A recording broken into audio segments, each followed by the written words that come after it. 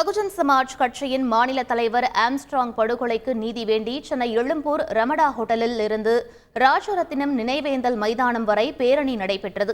இதில் பல்வேறு இயக்க செயல்பாட்டாளர்கள், வழக்கறிஞர்கள், இயக்குநர் ப. ரஞ்சித், மன்சூர் அலிகான், நடிகர் அட்டகத்தி தினேஷ் உள்ளிட்ட 1000க்கும் மேற்பட்டவர்கள் கலந்து கொண்டனர்.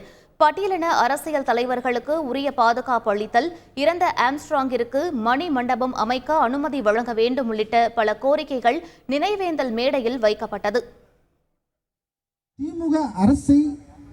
திமுக அரசின் மீது குற்றங்கள் நிகழ்த்துவதற்கு, அதாவது குற்றம் சாட்டுவதற்கு இந்த நிகழ்வு காரணமாக அமைந்துவிடக் கூடாது. இந்த நிகழ்வில் கலவரத்தை உண்டு பண்ணுவதற்கு வாய்ப்பு இருக்கிறது. ஆனால் கலவரம் வரும். இந்த நிகழ்வில் கலவரம் வரும். ஆனால் எச்சரிக்கையாக இருங்கள். இது ஏன் எழுதணும்னு எனக்கு தெரியல. இந்த கலவரம் வரும் அப்படின்ற எச்சரிக்கை உணர்வு இந்த நிகழ்வில் யாரும் போய் கலந்துக்க கூடாது அப்படின்ற ஒரு எண்ணத்தில் எழுதப்பட்டதா அப்படின்ற ஒரு கேள்வி நமக்கு ரொம்ப ஈஸியாகவே வந்தது ஆக்சுவலி. ஸோ அப்படி இருக்கிறப்ப தான் நம்ம இந்த நிகழ்வை நடத்துகிறப்போ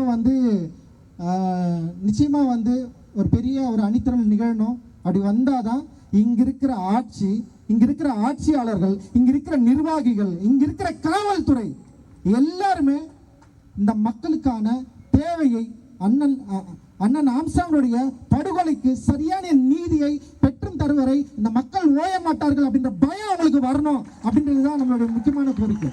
டிஎம்கே இருக்கிறப்ப இதே பிரச்சனை, டிஎம்கே இருக்கிறப்ப இதே பிரச்சனை.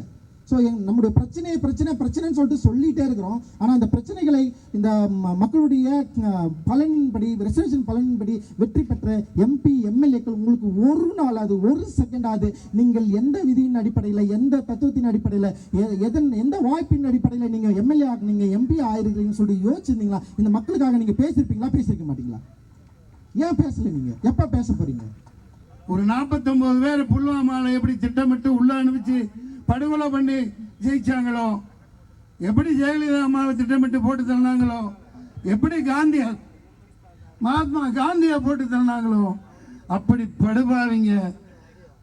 இவர் இருந்திருந்தா நிச்சயமா அரசியல் தமிழகத்தில் மாத்திருப்பார், ஆணித்தரப்பா மாத்திருப்பார்.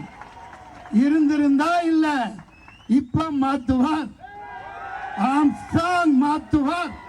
இப்போ ஆம்ஸ்ட்ராங் அண்ணாவோட விசாரணை நேர்மையாகவும், அது அந்த சிசிடிவி நம்ம பார்த்தோம் இல்லை எல்லாருமே, அந்த பார்த்தது வெளிப்படையாக எப்படி இருந்துச்சோ அதே மாதிரி விசாரணையும் வெளிப்படையாக இருக்கணும். நம்ம அதுக்கே இது பண்ணிக்கணும். அடுத்து இப்போது சட்டம் எப்படி ஹேண்டில் பண்ணுறாங்க அப்படின்னு பார்க்கும்போது, அது பவரில் யார் இருக்காங்களோ சிச்சுவேஷனுக்கு ஏற்ற மாதிரி தான் அது எல்லாருக்கும் வெளில தெரியும். நம்ம அதை சொல்லிகிட்டே தான் இருக்கணும். அது தேவைன்னா மாறும், தேவை இல்லைனா எடுத்துருவாங்க. அதனால் அதை நம்ம குறை சொல்கிறதோ இல்லை, அது எப்போவுமே தேவையில்லை தான் இருக்குங்க. பவர் சென்டர் எப்போவுமே அவங்களுக்கு சப்போர்ட்டாக தான் இருக்கும். அது ஆம்ஸ்ட்ராங் அண்ணாவோட விசாரணை அந்த சிசிடிவி எல்லாருமே யூடியூப்லேயும் எல்லாத்துலேயுமே நம்ம டிவிலையும் பார்த்துட்டே தான் இருந்தோம். அது வெளிப்படையாக இருந்துச்சு இல்லை, அந்த விசாரணையிலையும் அந்த வெளிப்படைத்தன்மை எல்லாருக்குமே ஜனங்களுக்கு தெரியணும் அப்படின்றத நம்ம புஷ் பண்ணுறோம். போலீஸே எல்லாமே சூப்பராக கண்டுபிடிப்பாங்களா? ஸ்காட்லாண்டோட எஃபெக்ட் தான் நம்ம போலீஸே.